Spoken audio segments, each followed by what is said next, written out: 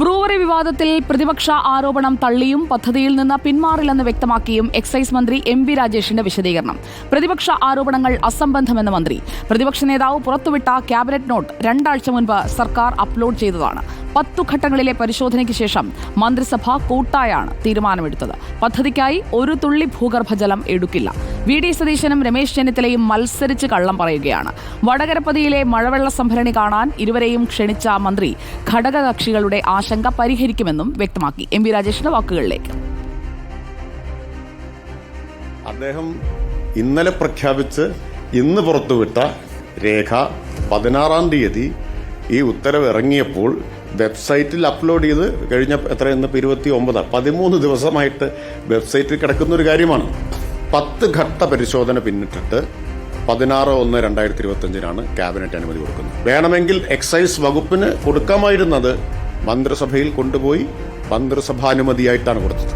ഒരു കാര്യം വ്യക്തമാക്കിയിരുന്നു, ഒരു തുള്ളി ഭൂഗർഭജലം എടുക്കില്ല എന്നത്. അത് ആവർത്തിക്കുകയാണ് ഞാൻ.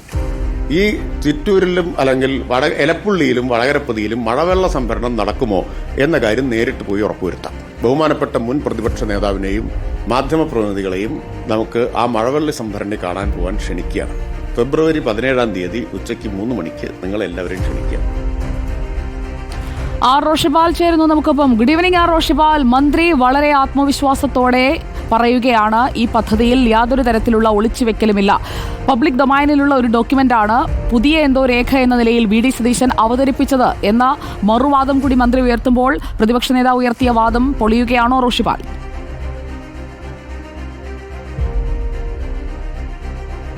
Sujaya, very good evening. ഇതിൽ ഏറ്റവും പ്രധാനപ്പെട്ടത് മന്ത്രി ആവർത്തിക്കുകയാണ്, ഇത് അനുമതി നൽകിയത് സുതാര്യമാണെന്ന്. കാരണം ബ്രൂവറി ഈ ഒയാസിസ് കമ്പനിക്ക് അനുമതി നൽകിയതിന് പിന്നാലെ തന്നെ പ്രതിപക്ഷം ആരോപണം ഉന്നയിച്ചു തുടങ്ങിയിരുന്നു. വലിയ അഴിമതിയുണ്ടെന്ന ആരോപണമാണ് പ്രതിപക്ഷ നേതാവ് വി.ഡി. സതീശനും മുൻ പ്രതിപക്ഷ നേതാവ് രമേശ് ചെന്നിത്തലയും ഉന്നയിച്ചത്. പിന്നീട് നിയമസഭാ സമ്മേളനത്തിൽ സഭയ്ക്കകത്ത് ഈ ആരോപണം എഴുതി നൽകി ഉന്നയിക്കുകയും ചെയ്തു മുൻ പ്രതിപക്ഷ നേതാവ് രമേശ് ചെന്നിത്തല. ഇതിനൊക്കെയുള്ള ഒരു മറുപടിയാണ് ഇന്ന് എക്സൈസ് മന്ത്രി എം.വി. രാജേഷ് നൽകിയത്. ഒന്ന്, പദ്ധതിയുടെ നാൾ വഴികൾ മന്ത്രി വിശദീകരിച്ചു. അതിന്റെ അപേക്ഷ നൽകിയത് 2013-ലാണ്. ഏതാണ്ട് 10 ഘട്ട പരിശോധനകൾ നടത്തി 14 മാസത്തിന് ശേഷമാണ് ഇതിന് പ്രാരംഭാനുമതി നൽകുന്നത്. ഈ പദ്ധതി ഒരു തരത്തിലും ജലചൂഷണം നടത്തില്ല എന്ന ഉറപ്പാണ് മന്ത്രി നൽകുന്നത്. കാരണം ഭൂഗർഭജലം എടുക്കില്ല, ഭൂഗർഭജലം നൽകില്ലെന്ന് മന്ത്രി ഉറപ്പിച്ചു പറയുന്നു. കിൻഫ്രയ്ക്ക് നൽകുന്ന 10 ദശലക്ഷം ലിറ്റർ വെള്ളം, ആ 10 ദശലക്ഷം ലിറ്റർ വെള്ളത്തിൽ നിന്നാണ് ഈ ഒയാസിസ് കമ്പനിക്ക് ബ്രൂവറി ഉൽപ്പാദിപ്പിക്കാനായി വെള്ളം കൊടുക്കുക. ഏതാണ്ട് 0.55 ലിറ്റർ വെള്ളം മാത്രമാണ്, ദശലക്ഷം ലിറ്റർ വെള്ളം മാത്രമാണ് ഈ കമ്പനിക്ക് നൽകേണ്ടത്.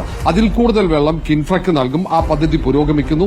ഈ പദ്ധതി യാഥാർത്ഥ്യമായി കഴിഞ്ഞാൽ എളുപ്പത്തിൽ ഇവർക്ക് ജലം ലഭ്യമാകും. മഴവെള്ള സംഭരണിയും അവർ നിർമ്മിക്കുന്നുണ്ട്. ആ മഴവെള്ള സംഭരണിയിലൂടെ മദ്യം ഉൽപ്പാദിപ്പിക്കാനും അവർ ശ്രമിക്കും. അവിടെ മഴനിഴൽ പ്രദേശമാണെന്ന മുൻ പ്രതിപക്ഷ നേതാവ് രമേശ് ചെന്നിത്തലയുടെ ആരോപണത്തിലുള്ള മറുപടി, അതിന് തൊട്ടടുത്തുള്ള വടകരപ്പതിയിലും അടക്കം ഈ മഴവെള്ള സംഭരണികളുണ്ട്. അവിടെ 2 മഴവെള്ള സംഭരണികൾ, ഒന്ന് കിൻഫ്രയുടേത്, മറ്റൊരു സ്വകാര്യ സ്ഥാപനത്തിന്റേത്. അവിടെ ഏതാണ്ട് 25 കോടി ദശലക്ഷം ലിറ്റർ വെള്ളമെങ്കിലും ശേഖരിക്കുന്നു ഓരോ മഴക്കാലത്തും എന്നാണ് മന്ത്രി വിശദീകരിക്കുന്നത്. അങ്ങനെ മഴവെള്ളം സംഭരിക്കുന്ന വലിയ പദ്ധതികൾ തൊട്ടടുത്തുള്ളപ്പോൾ എങ്ങനെയാണ് അവിടെ മഴവെള്ളം സംഭരിക്കാൻ കഴിയില്ല എന്ന വാദം ഉയർത്തുക എന്ന ചോദ്യം ഉൾപ്പെടെ ഉയർത്തുന്നു. ഏതായാലും ഇത് സുതാര്യമാണ് എന്ന് ആക്ഷേപിക്കുമ്പോൾ തന്നെ പ്രതിപക്ഷം നേരത്തെ മുൻ പ്രതിപക്ഷ നേതാവ് രമേശ് ചെന്നിത്തല ഉന്നയിച്ച ആരോപണങ്ങൾക്ക് ഒരു മറുപടി, ഒരു മറു ആരോപണമാണ് ഉന്നയിച്ചത്. ചില സ്പിരിറ്റ് കമ്പനികളുമായി, കർണാടകയിലെ കമ്പനികളുമായി മുൻ പ്രതിപക്ഷ നേതാവ് രമേശ് ചെന്നിത്തല ചർച്ച നടത്തിയോ എന്ന ചോദ്യം എം.വി. രാജേഷ് ഉയർത്തുന്നുണ്ട്. ഏതായാലും പദ്ധതി ഉപേക്ഷിക്കില്ല, ഘടകകക്ഷികൾ പദ്ധതിയുമായി മുന്നോട്ട് പോകും, ഘടകകക്ഷികളുടെ ആശങ്കകൾ പരിഹരിക്കും. ക്യാബിനറ്റ് നോട്ട് ഒരു രഹസ്യരേഖയായി അവതരിപ്പിക്കാൻ ശ്രമിച്ച പ്രതിപക്ഷ നേതാവിന് കൃത്യമായ വിമർശനവും മറുപടിയും കൊടുത്തിരിക്കുന്നു എക്സൈസ് മന്ത്രി എം.വി. രാജേഷ്. അതാണ് ഇന്നത്തെ വാർത്താ പകലിൽ നമ്മൾ കണ്ടത്.